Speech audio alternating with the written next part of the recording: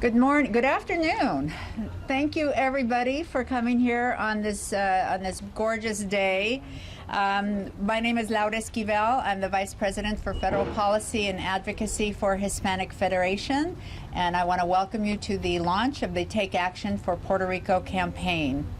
My job is just to MC. The people you want to hear from are standing behind me. But I'd like to introduce Hispanic Federation's President and CEO, Frankie Miranda, to kick us off. Thank you. Hey, Frankie. Thank you so much. First of all, thank you everybody for being here. I want to thank Senators Gillibrand, Representative Velasquez, Soto, and Representative of Puerto Rico Governor Carmen Feliciano, and the President of the Puerto Rico House of Representatives, Rafael Hernandez, for also being here. I would also like to thank Aurelisa Aponte, who came all the way from Puerto Rico to tell us her story, one that represents the stories of so many. We're here because we all recognize that Puerto Rico matters. U.S. citizens that live on the island of Puerto Rico matter. 4 years ago, Hurricane Maria, a Category 5, hit the island of Puerto Rico, causing thousands of deaths and billions of dollars in damage. Over 1 million people lost electricity in the longest blackout in American history. Some communities lack electricity up to 11 months, creating a situation that devastated the economy, resulted in thousands of deaths, and left many people homeless, jobless, without access to life-saving medical care, clean water, drinking water, and living under plastic. Today, 4 years later, losing power can be a daily occurrence. 4 years later, 18,000 people still on the blue tarps. Hurricane Maria is the deadliest hurricane in modern American history. That is a fact. It is widely known that FEMA responded after Maria not very effectively, and that it was so much less than FEMA's effort in other states after similar disasters around that time and since. FEMA denied 79% of the applications for assistance from individuals from Maria, 79%. And now, we know that the Trump administration intentionally withheld recovery funds from for the island and put barriers to accessing that money for Puerto Rico that were not put in places for other communities following disasters. The federal government must address Puerto Rico's recovery in a holistic manner, ensuring equity and responding to Puerto Rico's unique realities, vulnerabilities, and legal framework. Thankfully, President Biden's administration started to lift these barriers, but there is still so much that we need to do. Our federal government has a moral and legal responsibility to help the people in Puerto Rico recover from this tragedy, just as it will help any other group of American citizens. The U.S. government continues to treat Puerto Ricans unequally with respect to federal benefits and programs like Medicaid and food stamps, SSI for the blind, disabled, and the elderly, and the child tax credit, among others. The lack of parity and discrimination in funding for federal benefit programs, especially those designated to alleviate poverty, have worsened the economy, social and environmental vulnerabilities in the island.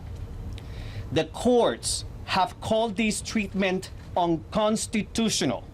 However, there is no disputing that this unequal treatment is one of the main causes of Puerto Rico's current crisis, economic crisis, and has contributed to the island's high poverty levels, which at 44% are higher than anywhere else in the country. What must Congress do? Pass comprehensive legislation that brings Puerto Rico into line with federal safety net programs. The Territorial Equity Act of 2021 will, among other important things, provide the territories with the same needed-based, open-ended Medicaid funding that is currently available to the 50 states and the District of Columbia.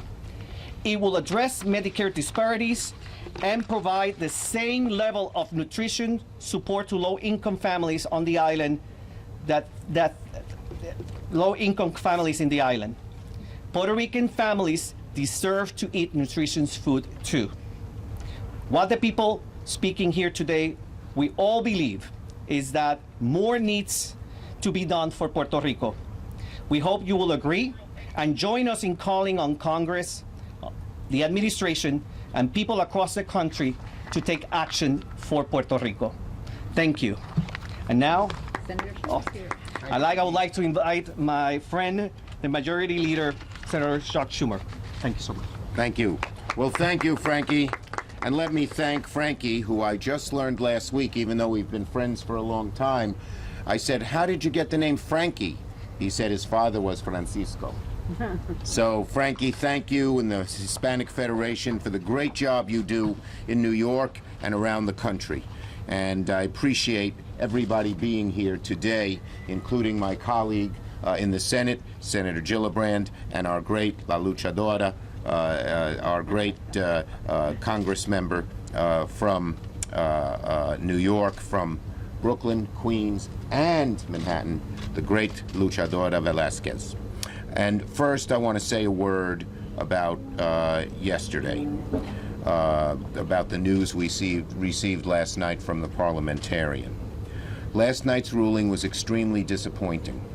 It saddened me, it frustrated me, it angered me, because so many lives are at stake. But make no mistake, the fight continues.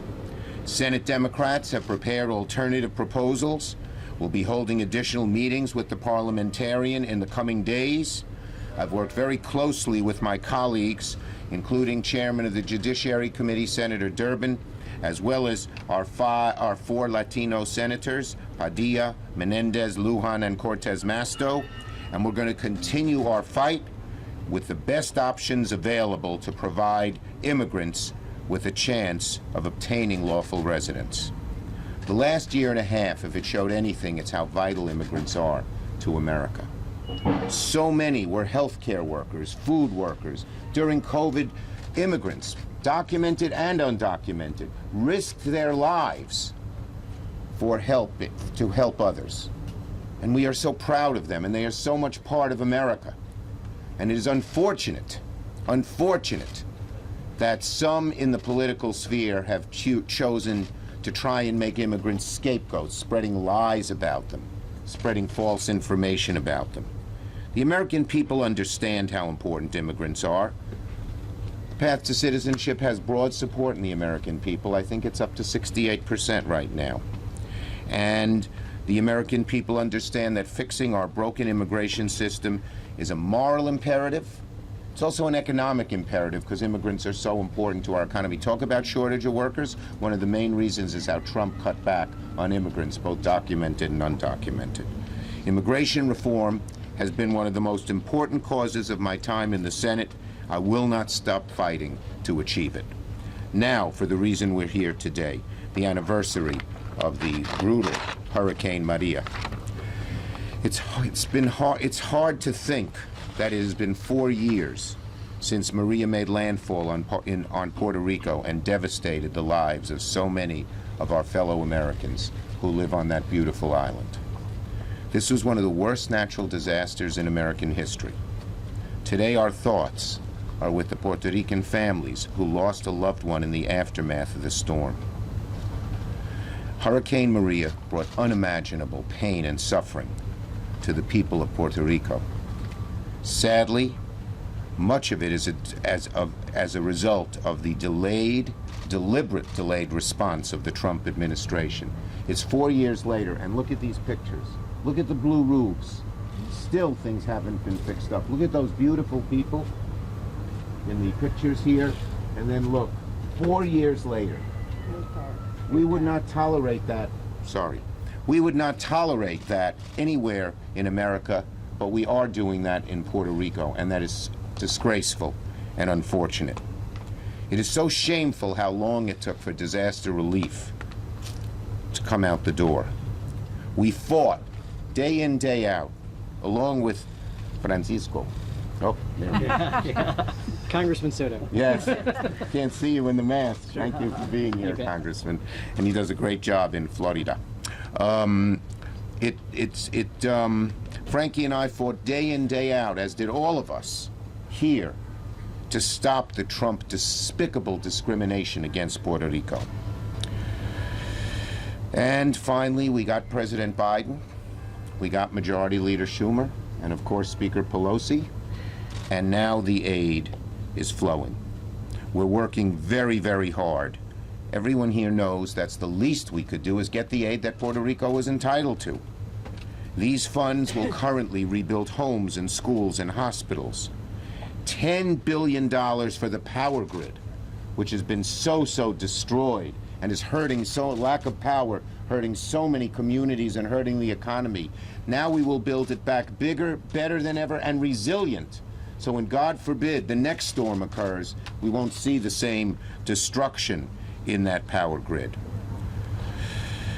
In order for Puerto Rico to be able to withstand the type of natural disasters, the island must have fair and equal access to resources, which Frankie outlined. Still so much discrimination. Do you know something we just corrected when we got power finally? Not electric power, political power. Do you know, this was so despicable, this was racist against the people of Puerto Rico, that only in Puerto Rico, when you had the child tax credit, only 3 children could get it. Everywhere else, you could have 5 children, 7 children, 9 children, they'd all get it. Not Puerto Rico. We changed that. Praise God. But it was outrageous. It was just racist. We also provided a record amount of education aid using Chapter 1 for education, K through 12 and higher for Puerto Rico in the ARP. So we have begun to make some corrections as to the discrimination against Puerto Rico for so long. But we have a lot more to do. If climate change is left unchecked, we know that Puerto Rico will suffer, so much so, maybe more than anywhere else in the United States. So we must invest in the resiliency of Puerto Rico. And that's why in the Build Back Better plan, Puerto Rico would receive the funding it needs to build more resilient roads and bridges and airports, to upgrade the energy grid even further and decentralize it. So if it goes down in one place, the whole island doesn't get in trouble. To put solar on the rooftops, to expand internet access so every Puerto Rican family can have access. When a child doesn't have internet access, it puts them behind educationally. When a family doesn't, it puts them behind in so many other ways. And here's a good thing, because La Luchadora and I worked on this. We pushed very hard and got in the upcoming reconciliation bill $80 billion for public housing. The number 1 place that will benefit is our home state of New York. But you know the number 2 place that will benefit, because it has the 2nd largest amount of public housing in the country? Puerto Rico. And so there are so many things that are in this bill, but getting a resilient grid and getting resiliency in all of our infrastructure investments is so important. And of course, we will try to do a better job at making sure the root cause of climate change is dealt with, which is our carbon emissions. So, we're working very hard to get renewable energy, clean transportation, clean buildings, low carbon industries, regenerative agriculture in the reconciliation bill, and every one of those things will greatly benefit the people of Puerto Rico if we can pass it. So I want to assure my friends here behind me, and all the citizens, the great American citizens of the island of Puerto Rico, we are behind you. We have a lot of ground to make up, because for so many years, people on the other side of the aisle didn't want to pay attention to Puerto Rico. But now we are together. We have done some things, but our fight has just begun. We are going to make sure that Puerto Rico is treated equally in all the ways that Frankie outlined. So it's my honor to be here with all of you, to pledge my support for the fight, to wear this nice mask, and to now, I'm going to thank you so much, Senator. Thank you. Thank you. Thank you so much, Majority Leader. Leader, you're fine. I would like to introduce the other great senator from the state of New York, Senator Kirsten Gillibrand, who has, like Senator Schumer, been a champion for not only the Puerto Ricans in the great state of New York, but also for Puerto Ricans on the island. Senator Gillibrand. Thank you. So thank you all for being here. Thank you to the Majority Leader for his wisdom and leadership and dedication to this cause. I want to recognize Frankie Miranda for his leadership and everyone at the Hispanic Federation for never letting go of this issue and keeping it front and center where it needs to be. I also want to recognize our Congress delegation, extraordinary leaders who have always fought for Puerto Rico. My friend Nydia Velasquez, Darren Soto, and Chuy Garcia. Each one of them understands what's actually happening in Puerto Rico today and never loses sight of its urgency. And I want to especially recognize Nydia because not only has she taken me to Puerto Rico before, but she has made sure that I understand all of the issues that the families have suffered from the issues of Vieques to the issues of El Caño. She has kept me laser focused on the needs of Puerto Rico. I also want to recognize Carmen Feliciano, our Executive Director of the Puerto Rico Federal Affairs Administration, for being here and for leading this issue. I also want to recognize the woman who's going to share her story, Aurelius Aponte, for being willing to tell us what's going on and how it's affecting her. This Take Action for Puerto Rico campaign that the Hispanic Federation has launched unfortunately marks the 4th year anniversary of landfall of Hurricane Maria. And we remember the days and weeks thereafter and the massive destruction that that hurricane caused. 4 years ago, when Hurricane Maria barreled down on Puerto Rico, it left one of the most gruesome and heart-wrenching trails of destruction and devastation that I've ever seen. It was the deadliest national disaster the U.S. has seen in 100 years, taking nearly 3,000 lives. And it did $90 billion worth of damage, making it one of the costliest hurricanes ever in American history. When I toured Puerto Rico following the hurricane, I saw that damage firsthand, and it was stark, and it was deeply disturbing. We saw that there were thousands of families without water, without electricity, without the ability to protect and provide for their families. It was so heartbreaking to see that the response was needed, was so inadequate. 2 years later, we saw blue tarps on homes and buildings across the island. 4 years later, we still see an infrastructure that has never been properly rebuilt. And we still see in Vieques a community without a hospital. Shame on us. 4 years. The 9,000 residents of Vieques have not been able to get and access proper medical care. Imagine that being your mother, your grandmother, your sisters, your brothers, your children. It's untenable. The conditions have forced many families to leave Puerto Rico and have left those who still live there in even greater jeopardy from other disasters like earthquakes, droughts, and floods that have hit the island, as well as the COVID pandemic. Now, another hurricane season is underway, bringing more risk and more insecurity. As we invest in upgrading and modernizing our American infrastructure system, we have to make sure that we do it everywhere, in every community. That includes the archipelago of Puerto Rico.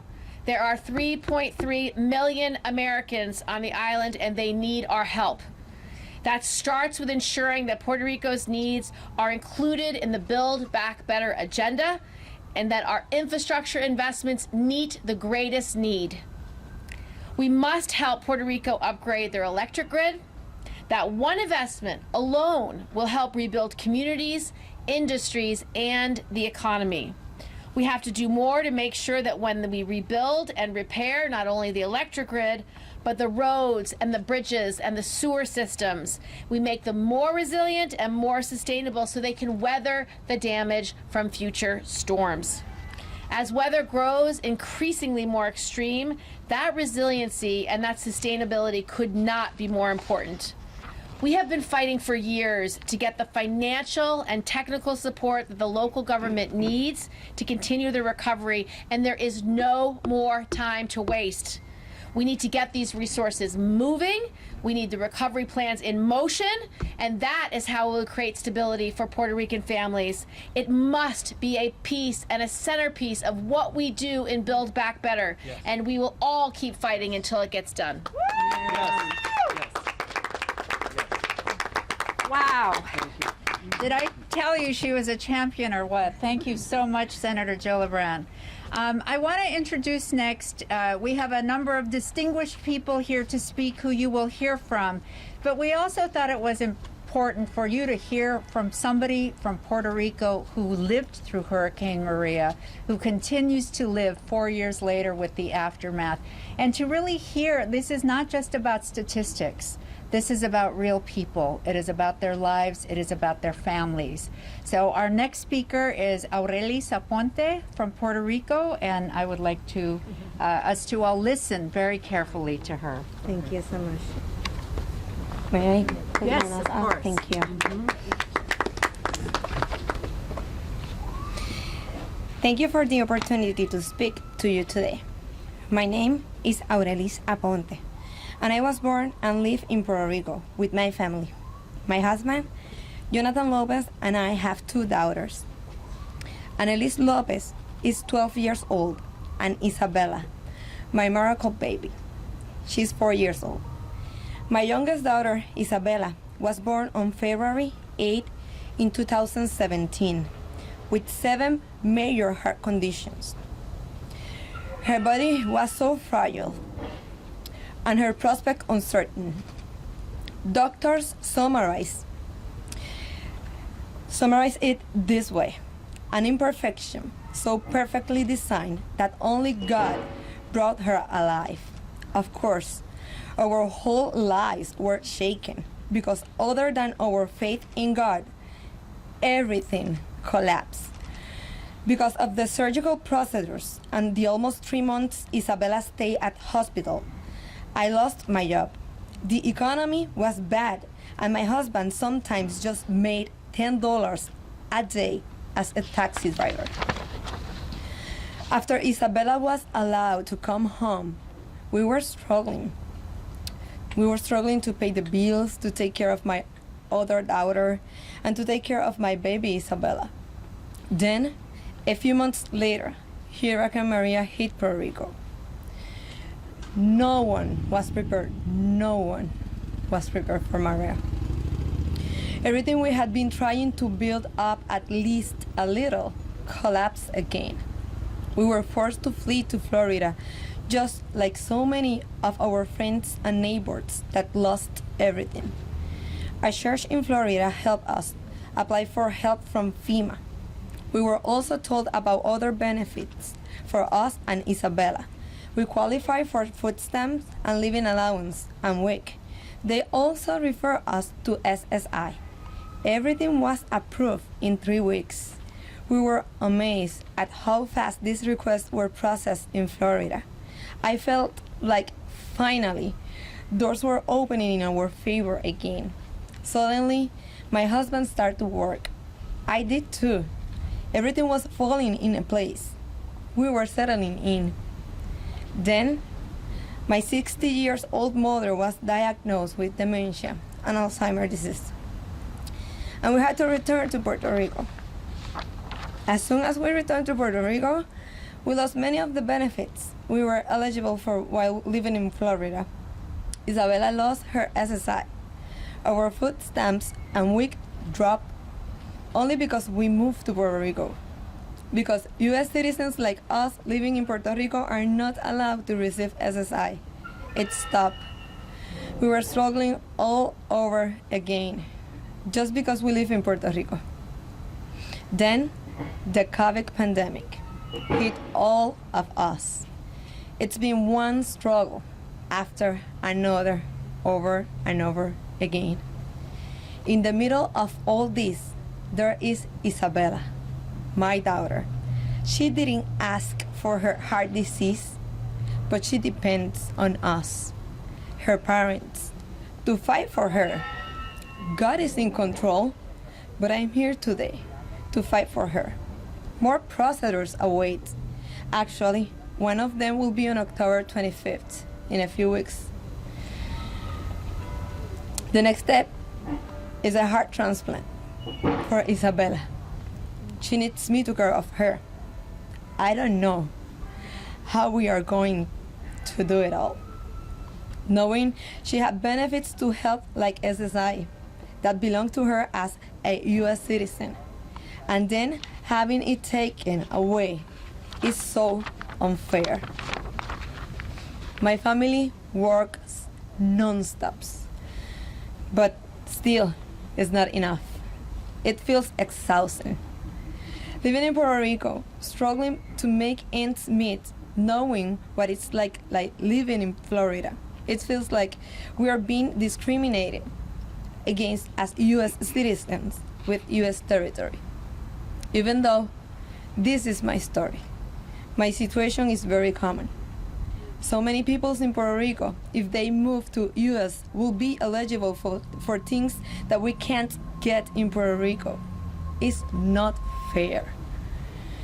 I asked President Biden and the members of the Congress gathered here today to end discrimination against people like me and my daughter Isabella. End discrimination that keep families like ours from receiving those life-saving benefits only because we live in Puerto Rico. We need to help. We need the help, and my daughter deserves it. Thank you.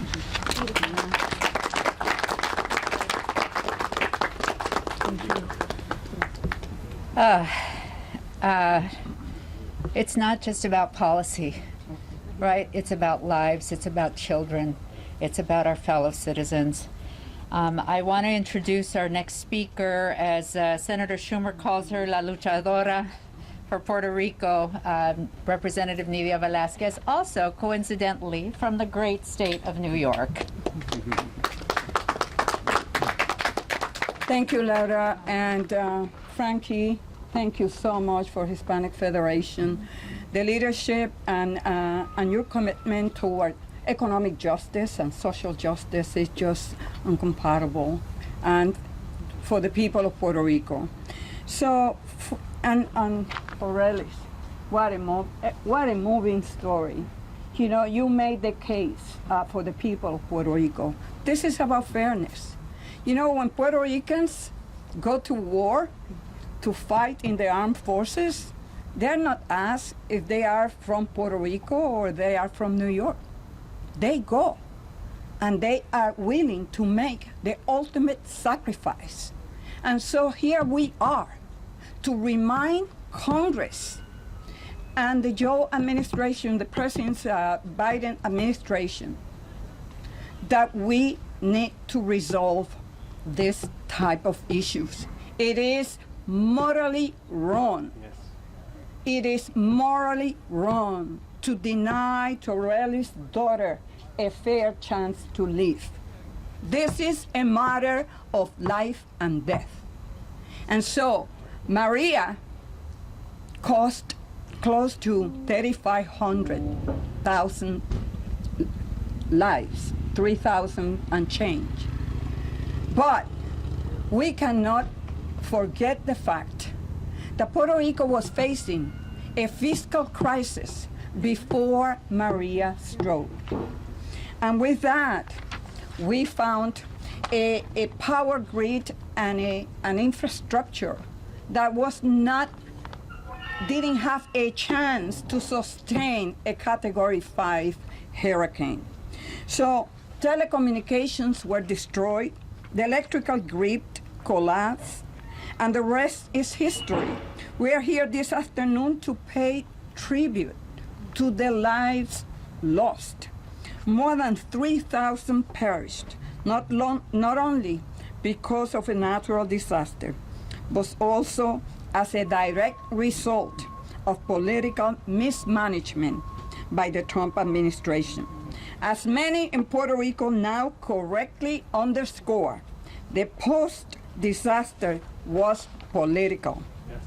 Hurricane Maria left $90 billion in damages, and the federal government has allocated close to $72 billion towards rebuilding.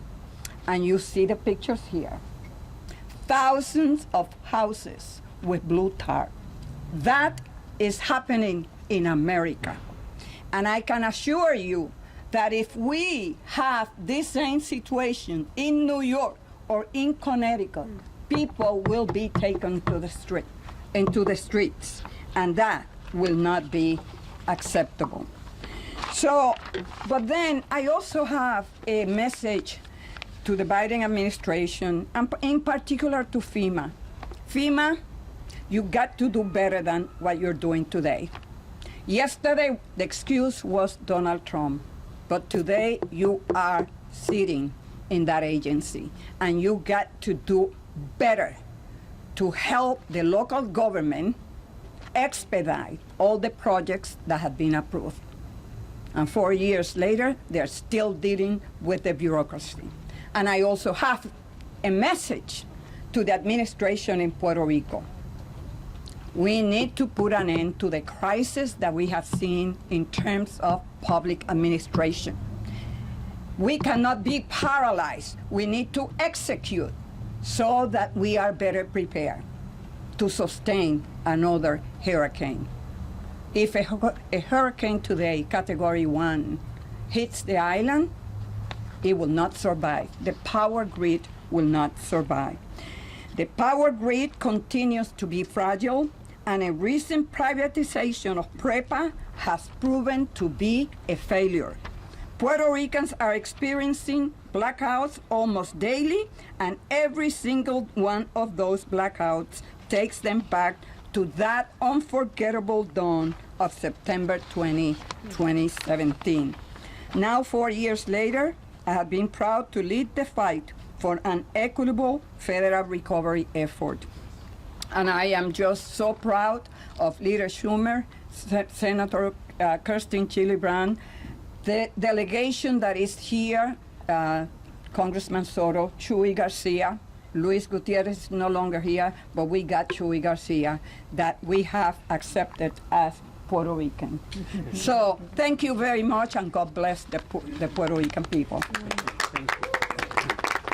Thank you so much, Representative Velasquez. I'm just going to go ahead and introduce the next speaker, who she just mentioned, Representative Chuy Velasquez.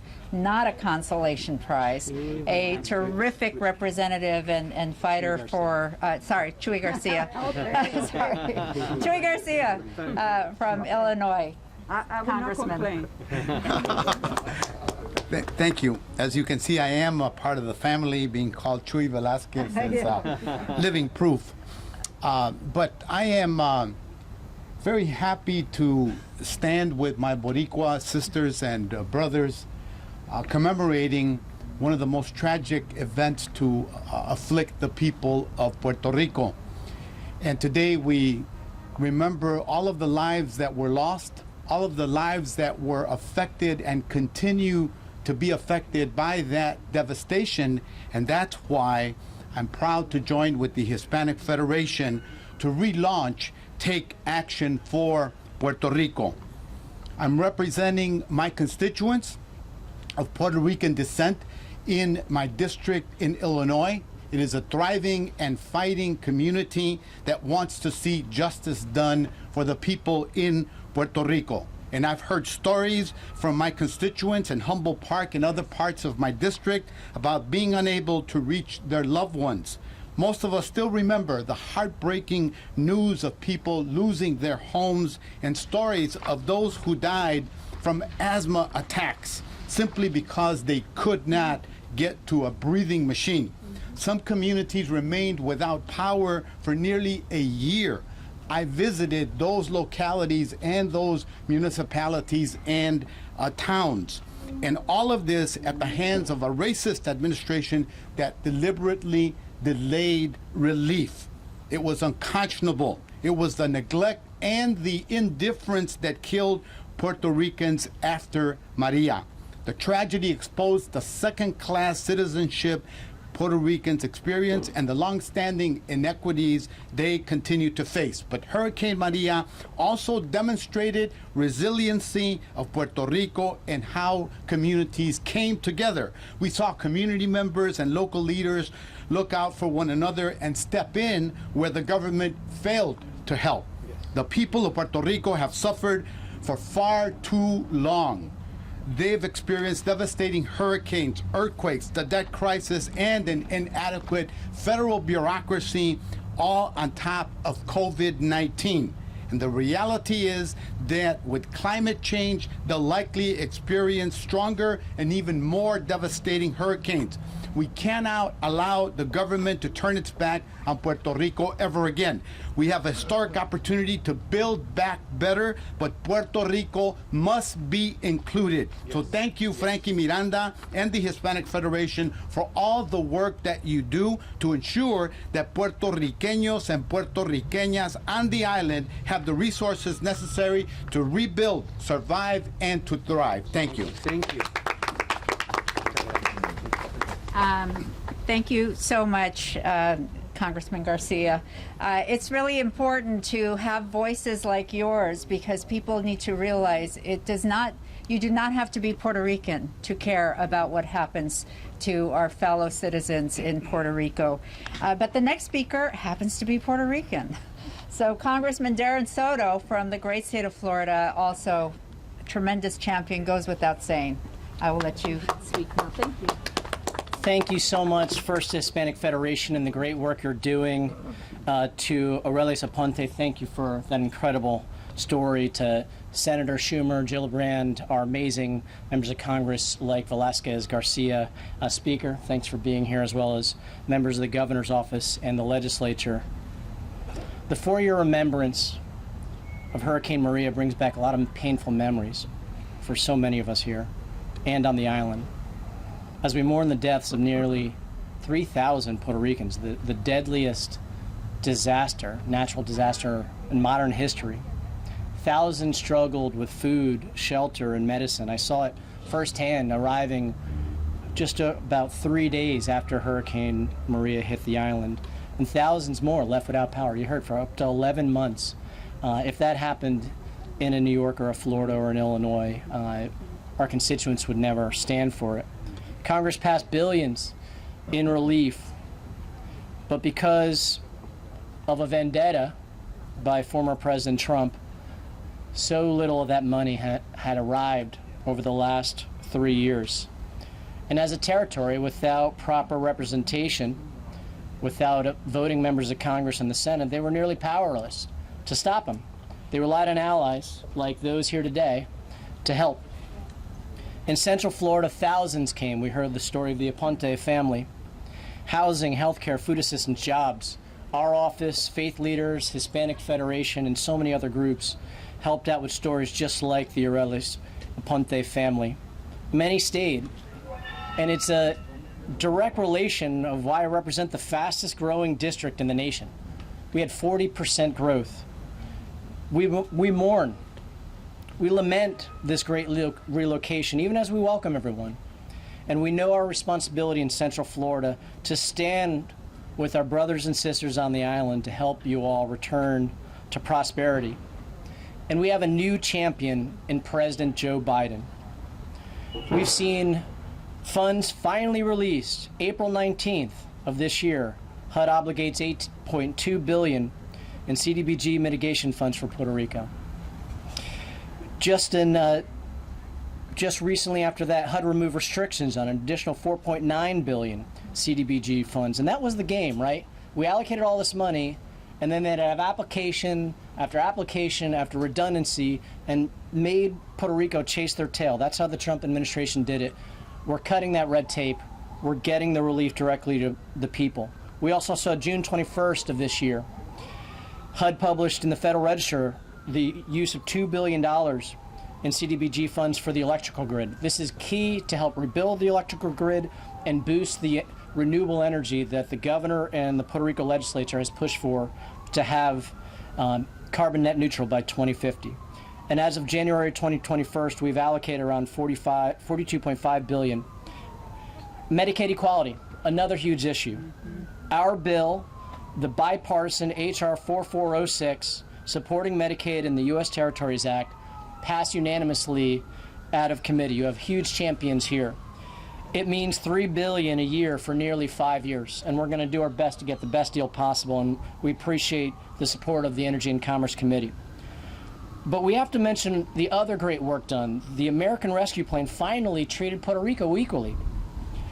According to many analysts, Puerto Rico received nearly $20 billion under the American Rescue Plan to help them get shots in arms, money in pockets, and to finally fix things like the child tax credit. But we have to finish the job. And that's where the Build Back Better plan is so critical. This is the moment to finally right the wrongs of so many inequalities in these programs, and I look forward to working with Hispanic Federation, with our great senators, with our members of Congress, and our dignitaries from Puerto Rico to get this done. The time for action is now. Thank you, everyone. Gracias. Gracias. The time for action is now. I'd like to introduce our next speaker, who is here representing the government of Puerto Rico and Governor Pierluisi of Puerto Rico, Carmen Feliciano, the Executive Director of the Puerto Rico Federal Affairs Administration. And my friend, Carmen, please come.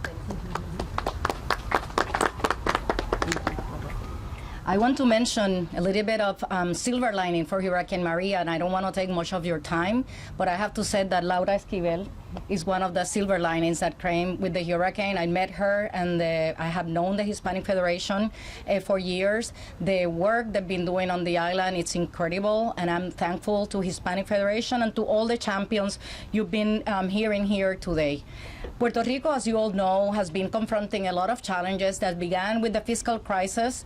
And as we were going through the process of handling the fiscal crisis and dealing with the Fiscal Control Board, we were hit by Hurricane Maria, Hurricane Irma, and now with the COVID pandemic. It's been a time of challenge for the island. It's a time to get together, but it has shown our resiliency. I'm originally from Puerto Rico. My family is still there, and I know the frustrations that they've been going through in the past years.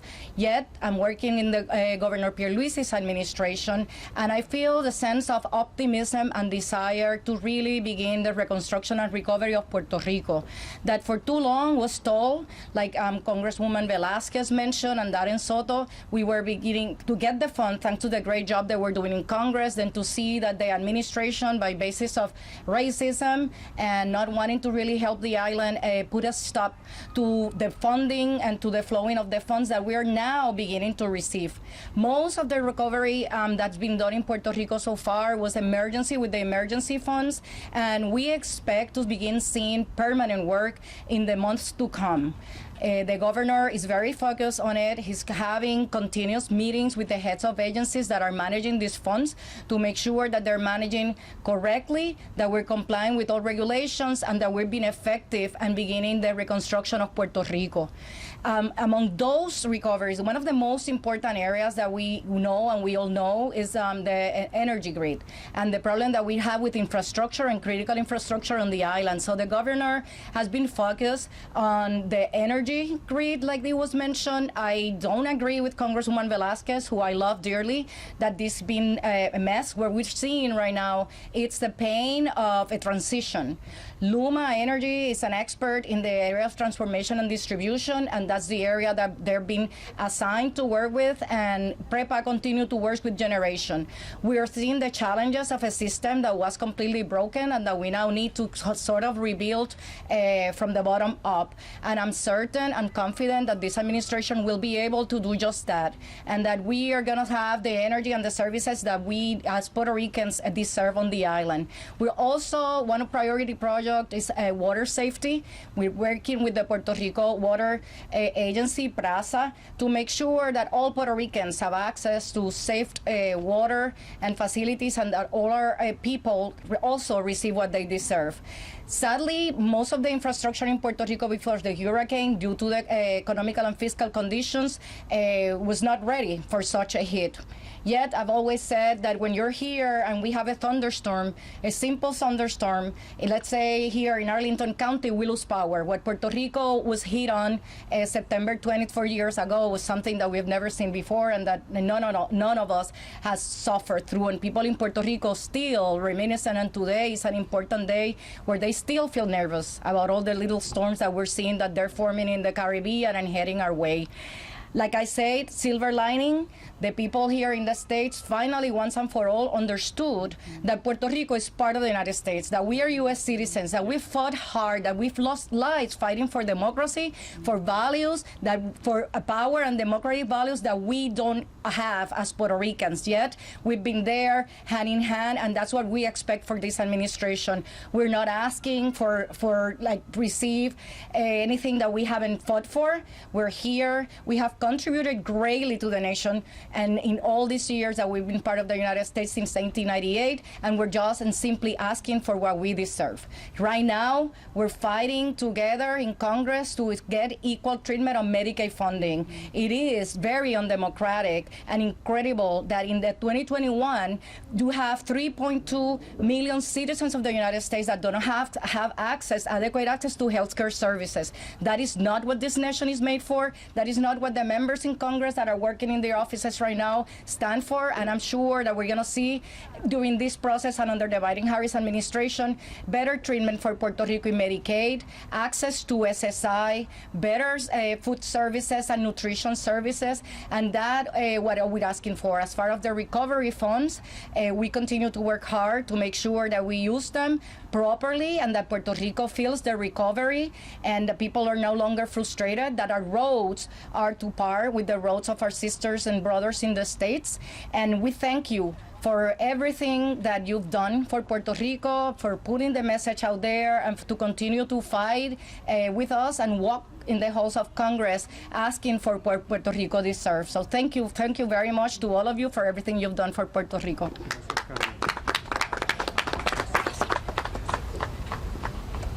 Gracias, Carmen. One last speaker. One of the things the Take Action for Puerto Rico campaign exemplifies is that so many of us are willing to work across lines, across parties, across ideologies, because we all care about the people of Puerto Rico, and we care just about basic justice and human rights.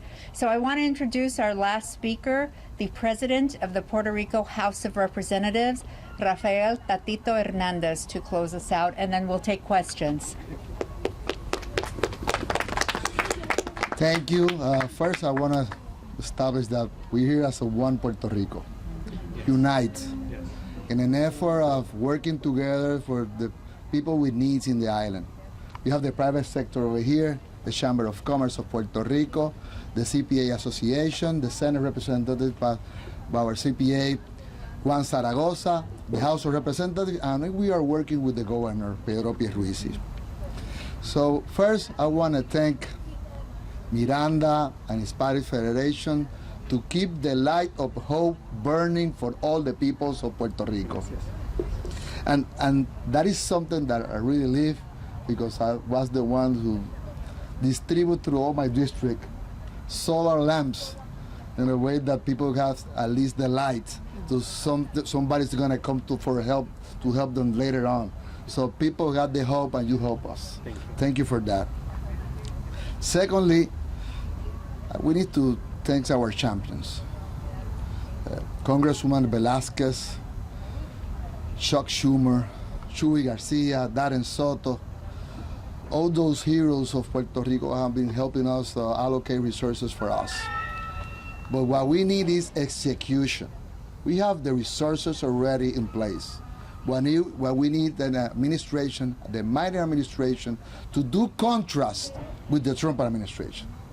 We need the resources building houses, building roads, giving services, rebuilding the health system. Right now, how are we gonna work? We don't have the certainty if there is a power enough to the work area to be on. When we finish working, we don't know, we are not sure that we're gonna have power in our facilities, in our home. We are not sure that our school will have power to continue with our services and keep the education in the island. Our hospitals, we have changed the complete system of grid in the way that keep working without power. So it's a completely change of mentality. The only way that we're gonna keep losing population to move from Puerto Rico to the United States is to have certainty in the resources and have economic growth and opportunities to compete in the markets. So we're here unite to ask for action, for the executive branch and the legislature to give us the SSI, the resources for Medicaid, the resources to economic growth, to big working as we have done for decades as American citizens. Thank you. Muchas gracias. That concludes our scheduled speakers. At this time, we are able to take a few questions.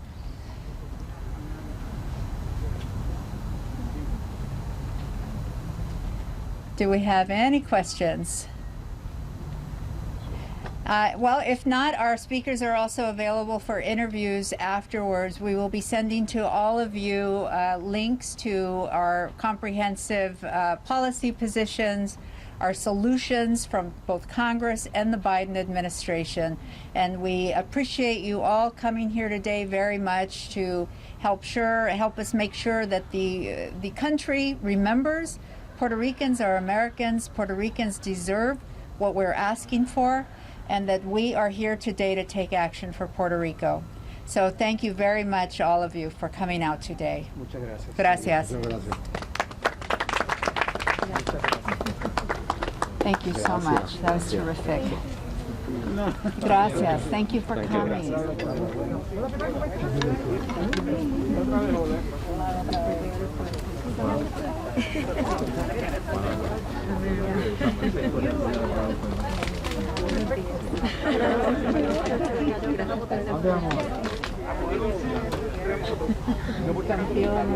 Campeona, buenísimo, te salió.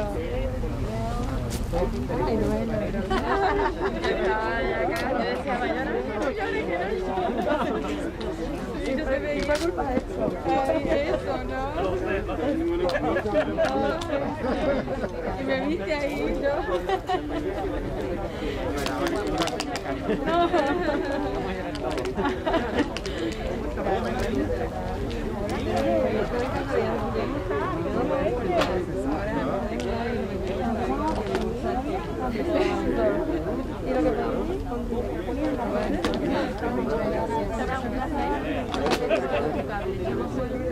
Sí, por favor, llévatelo. Sí, claro. Bueno, no sé. Llegaba el frío, así que me vas a ver feliz hasta Sí, eso sí.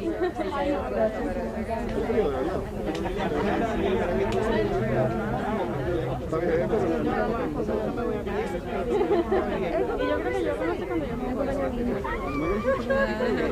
Yo creo que yo presenté. Déjame ver tu cara.